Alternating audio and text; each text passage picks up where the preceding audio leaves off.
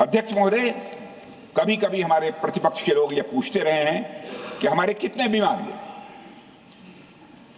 मुझे लगता है उनका यह प्रश्न हमारी राष्ट्रीय जनभावनाओं का सही से प्रतिनिधित्व नहीं कर रहा है। मुझे लगता है उन्होंने एक बार भी हमसे यह नहीं पूछा कि हमारी सेनाओं ने दुश्मन के कितने विमान मारे गिराए।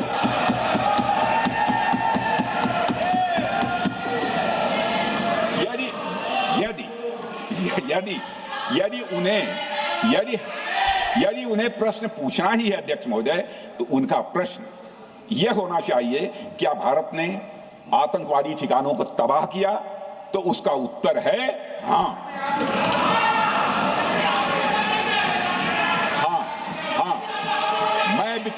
मैं विपक्ष के सम्मानित साथियों से कहना चाहता हूं कि आपको प्रश्न पूछना है तो यह प्रश्न पूछिए, क्या ऑपरेशन सिंदूर सफल रहा? तो उसका उत्तर है हाँ।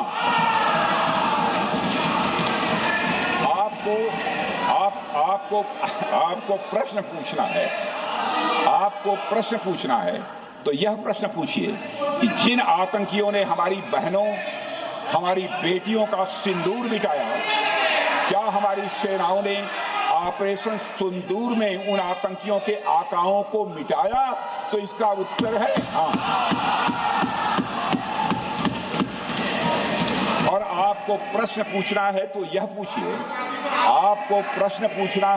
पूछिए कि इस ऑपरेशन में क्या हमारे जाबाज सैनिकों को कोई क्षति हुई है? तो उसका उत्तर है नहीं। अध्यक्ष महोदय, लक्ष्य जब बड़े हो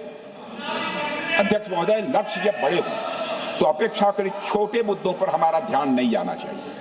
लक्ष्य बड़े हों तो छोटे मुद्दों पर, अपेक्षाकृत जो छोटे मुद्दे होते हैं कंपैरेटिवली, उन पर ध्यान नहीं जाना चाहिए, क्योंकि छोटे मुद्दों पर ही ध्यान देते रहने से देश की सुरक्षा और सैनिकों के सम्मान और उत्साह जैसे बड़े मुद्दों से ध्यान हट सकता है, जैसा कि विपक्ष के हमारे कुछ साथियों के साथ हो रहा है।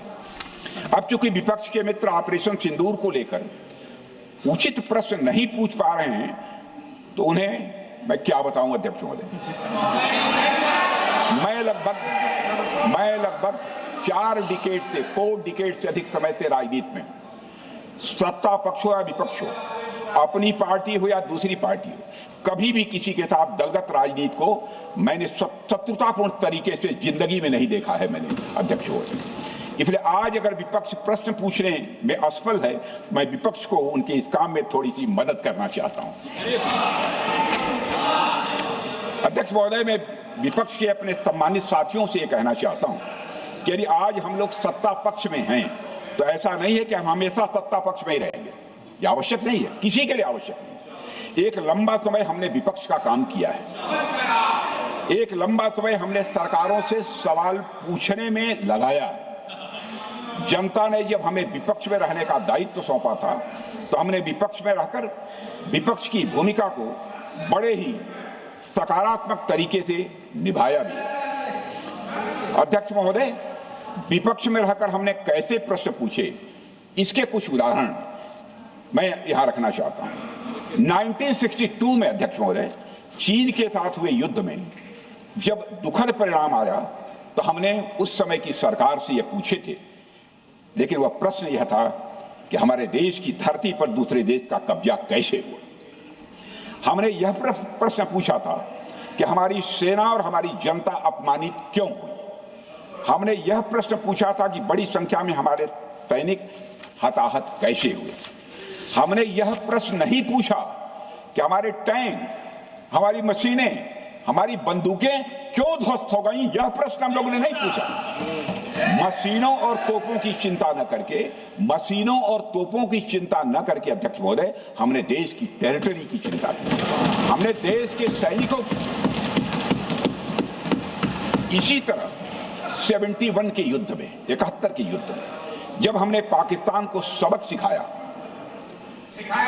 मैं उस समय की सरकार को मैं बधाई देना चाहता हूं। हमने अपने राजनीतिक और सैन्य नेतृत्व की प्रशंसा की। हमने ये नहीं देखा कि किस दल की सरकार है, किस विचारधारा की सरकार है, इसकी चिंता नहीं की कभी। हमारे नेता अटल बिहारी वाजपेयी ने संसद में खड़े होकर उस समय के नेतृत्व की प्रशंसा की थी। हमने इस बात की खुशी जाहिर कि हमने अपने शत्रु को सबक सिखाया। हमने उस दौरान यह प्रश्न नहीं पूछा कि सबक सिखाने के दौरान में भारत के कितने प्लेन्स गिरे, भारत के कितने इक्विपमेंट्स बर्बाद हुए। यह प्रश्न अध्यक्ष महोदय उस समय भी हम लोगों ने नहीं पूछा। अध्यक्ष महोदय, यदि मैं इसे और भी प्रैक्टिकल तरीके से समझाऊं तो किसी भी परीक्षा के परिणाम में रिजल्ट मैटर करता है। यदि किसी परीक्षा में कोई बच्चा अच्छे मार्क्स लेकर आ रहा है तो हमारे लिए उसके मार्क्स मैटर करने चाहिए। हमें इस बात का ध्यान नहीं रखना चाहिए कि एग्जाम के दौरान उसकी पेंसिल टूट गई थी या उसकी पेन खो गई।